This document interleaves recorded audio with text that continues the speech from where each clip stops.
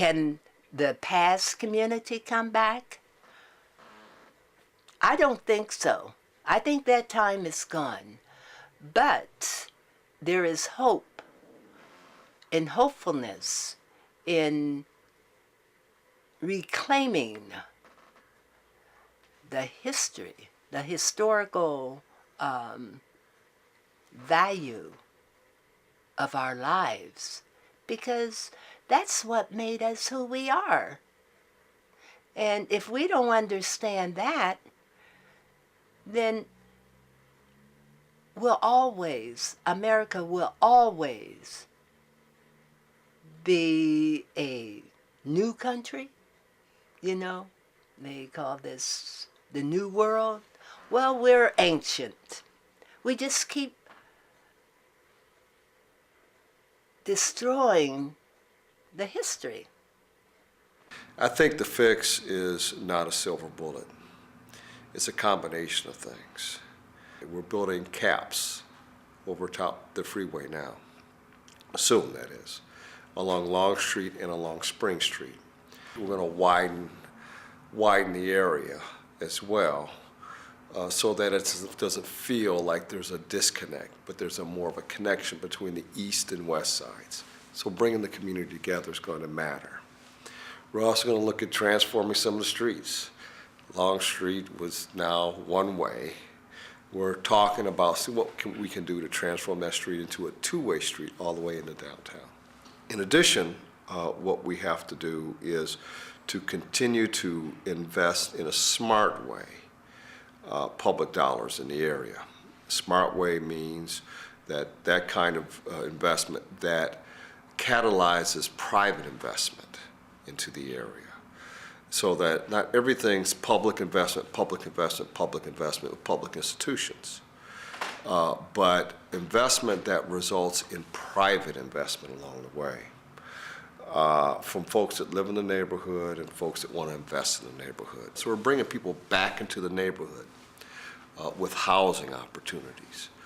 And now we're trying to recreate an environment for investment, for commercial investment. You're starting to see beginnings of that now, but it's a heavy lift, but we have to get it done. No, it will never be the same, but it can be just as good or better. So you asked me, will this area be better? Yes, it will be better. It'd be we had a beautiful thing then, but this is a new area now. And I can live with the memories I had, but this is a new day now. Everything has changed. And with what we will have, it will be a new East End. Now, some don't like for me to say this, but it's time now for the East End to become part of downtown again. I want to get away from that black East End. Now, this is part of Columbus now. During segregation, it was beautiful out here. We was that one big village. But now we can go where we want to. We can buy homes where we want to. But I want to reconnect back with downtown. I think that the good news, as you said, is that there are more options open to people of color. But the bad news is that almost that we've turned our back on an historical area, an area that birthed so many of us. And I don't think that it's fair to that neighborhood to just say, thanks, but your time is past. We really don't care about you anymore. Happy trails. Will I ever see my Mount Vernon Avenue again? I don't think so. I really don't think. It was a different time, a different era, and a whole different group of people. From a planning or from a city development standpoint, just the fact that people lived, worked, and played in the same area, and they got to know one another, and they looked out for one another. The way we live today, we've got, 800,000 people in Columbus. People live all over. They live on the east side and work on the west side. They live on the north side and work downtown, and they lose the sense of community. Now, some of it is coming back, certainly. The Old Town East area is coming back. The Mount Vernon corridor is coming back. The Lincoln District is coming back. It's going to take some time to build, to go from the bricks and mortar to the people. Somebody once said that cities are for people, and you can't change a city by painting a house.